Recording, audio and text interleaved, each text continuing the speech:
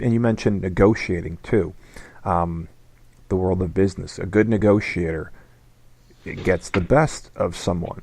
That's what we've heard. Going back again to the '80s, but negotiating is supposed to mean just that each person said, "Wow, I really want to close this deal," and not because I'm dumber than you are, and I'm and I don't understand that you're getting the best of me.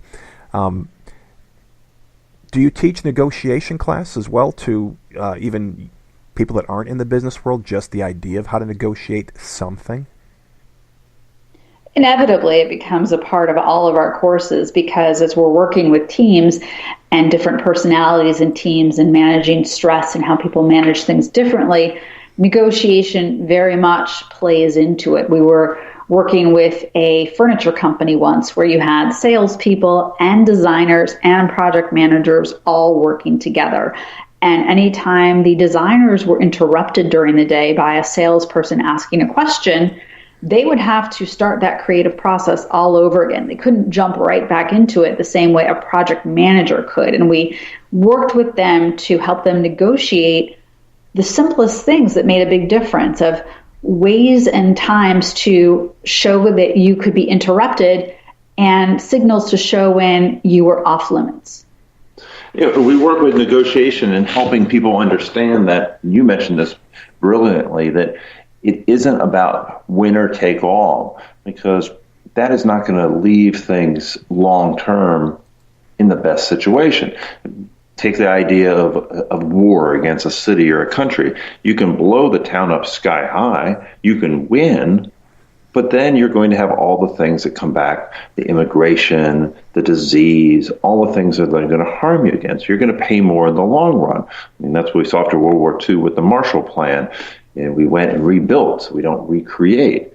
You have to look at, in winning and in not negotiating, what are you losing on the back end? Absolutely. And I think that chalking up something in the W column today is that it's a very satisfying, you say, instant gratification. I got this. That's it. Yeah. Everyone's looking at me right now, but you don't really know exactly what you got. And you mentioned earlier about talking Sun Tzu and Art of War. My guest last week, Jerry Lynch, his books reflect on his books about being a champion. It's very much the art of war that's in there, but it's not the part that everyone thinks that's in there. I remember when I used to watch episodes of The Sopranos. Tony Soprano they'd say, "Oh yeah, I read Machiavelli, I read Sun Tzu, all that stuff." But what they got out of there was the dominant part. And I think that's another part of our culture, that we've just assumed that the war was to dominate, whereas one of the things that in the Art of War it says you want to win by not actually fighting. That's what you're trying to do, to never actually encounter anybody, and to, okay, I've got what I want, and they were happy to give it to me. Absolutely. That's actual winning, when no one gets hurt and villages aren't burned and everyone lives in a peaceful life. It also goes back to the analogy, and it was in that book, but of why a tree bends in the wind and isn't stiff, because it has the ability to be flexible and then come back to its original shape. If we're too rigid and stiff and we always want to win, we're going to eventually shatter. Right. You'll say, certain trees, you'll say, look how weak it is, I can bend it. Well, that'll be the tree that's there at the end of the big wind. Exactly.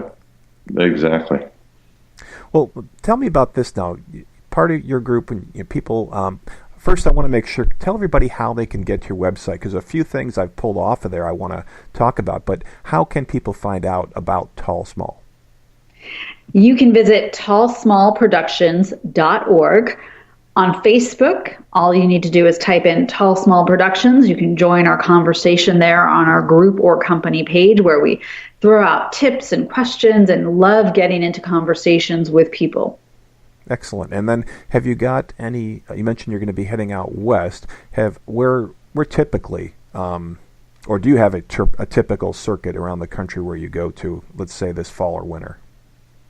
This fall, we've been to North Carolina. We were supposed to go to Florida a couple of times, but then Mother Nature moved those October trips to January. We'll be in Nashville later this year. We go wherever, and a lot of it goes back to being open. A lot of people, for example, on LinkedIn will only connect with people they know. Keith and I have a very different communications philosophy there. We link in with anybody and everybody, and because of that, people are starting to see our posts there and have invited us to speak in other parts of the country where we would have lost out on that had we not communicated that, hey, we're open to converse with anybody. Absolutely, and that's how, I mean, I was glad you accepted my connection, because I looked at it and said, wow, that's pretty interesting. So I do want to have you talk, again, I'm looking here on your website, and I do encourage people to go visit it. You talk about communicating with civility and professionalism and how to make it contagious, because we've got about 10 minutes left here, but I definitely don't want to miss that part, because people will say, that's really great. I agree with being civil and communicating is better, but every time we do these training, it just fades away. So maybe you could get into what you do so that when you leave, it's got a chance to grow. Well, it will fade away, because if you don't go to the gym every day, you'll get lazy and say, I don't need to go, and you'll sit on the couch. If you don't practice an instrument every day, you won't get better. You'll lose the skill. And the fact is, what happens is people do come in and do those trainings on civility, and then they leave, and there's no follow-up. And we're not trying to say you've got to marry TALLsmall, but we need to stay with you for the long haul, because as humans, we naturally take the easiest path out. And you have to practice these skills of civility, of erasing drama in the workplace every day, because we quickly lose the muscle. It's also about having companies that are open to embracing that philosophy and changing their culture. And Keith and I are complete nerds with communications. We think about it 24/7. We talk about it all the time. And a lot of our clients become our friends where they'll email us between sessions and ask us, hey, we noticed this is happening. What can we do? And we encourage that. What we stay away from is giving out workbooks with a lot of acronyms or running people through a battery of software tests that determine their so-called personality. We believe those things complicate communication and cause people to put those workbooks away on a shelf and not come back to them. Anything we do in our sessions is designed to work at home, at work, at play, wherever people are, and they can go use it that day. Could you give some examples? Because that, I think, is really important. I think about all the corporate training I've been through, the training I've been through as a sports coach, as a as a mentor, the training I've given. I've been trained to give training on a lot of those things. And it doesn't matter how thorough the training is, if there isn't follow-up, it will work with those who probably would have found their way to the material on their own anyhow. In fact, they're probably the people that are finding it, whether they're reading something, webinars, they're continually finding follow-up of their own. But it is that follow-up. So I'd like you to expand on that, because I do think that's what is making the way you do it different versus someone that is, they're going to come in for, God help us, 2 days straight. Because to me, I would rather take those 12 hours probably and stretch it out over 1 hour a month for a year. The problem with those trainings, and one of the reasons we started the company, is because you get the nice binder, you feel good after the training, you're psyched, you put it up on your shelf. Most people don't open it ever again. The company that did the training, they've got their payment, they've moved on, and then the company forgets about it. And then maybe a new hire comes in and they hire the company again. The fact is, it's just a revolving circuit. What we do is stay with people nonstop, because we're not disciplined as human beings to keep doing this over and over. We get caught up in our job and we forget about the skill sets that we bring in as TALLsmall. And therefore, we're constantly working with that client over months, over years, to reinforce that thought process.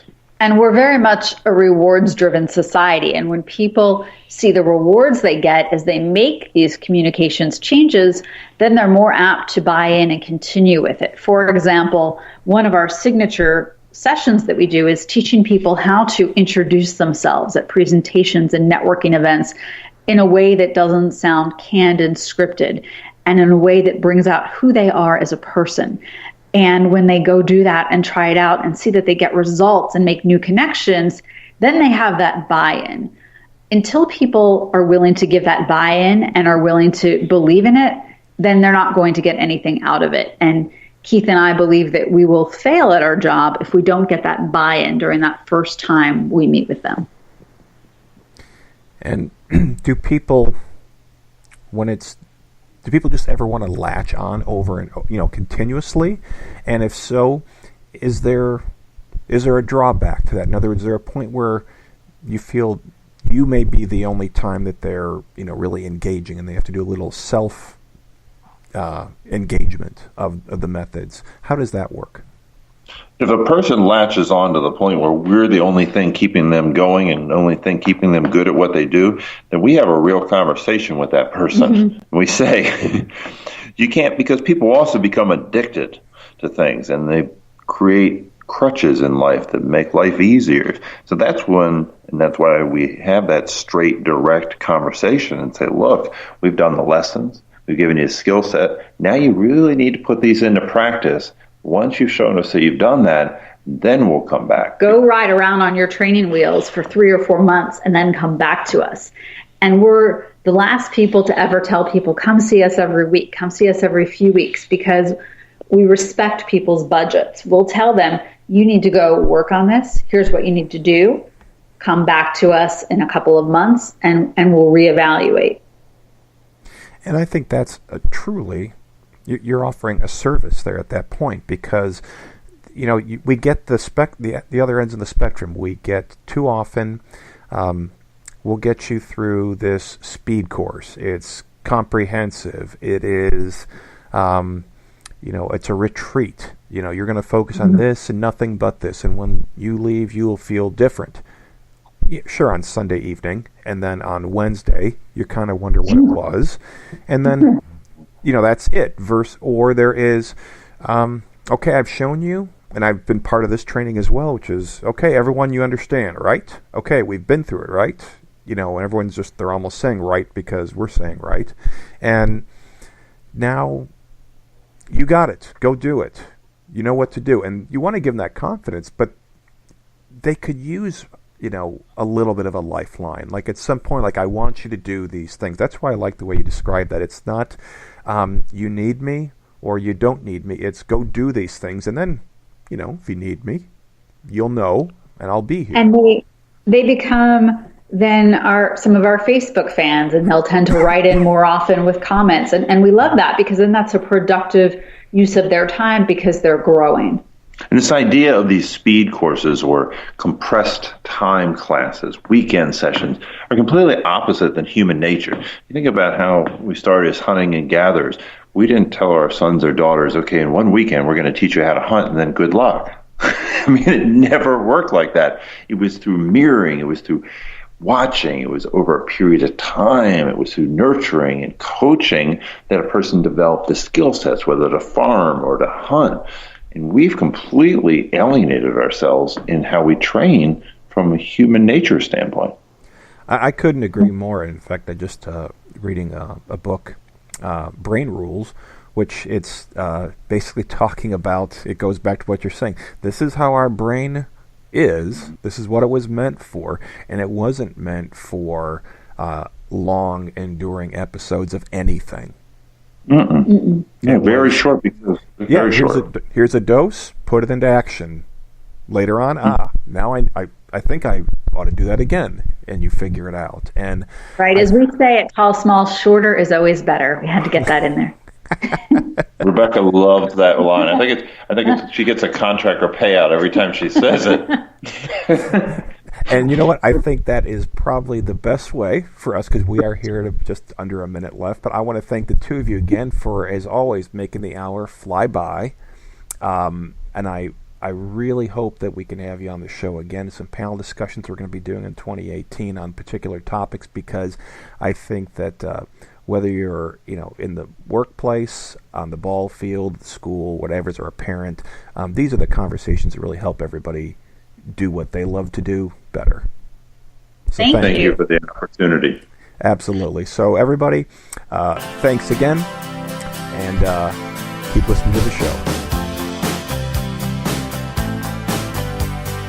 Well, I started out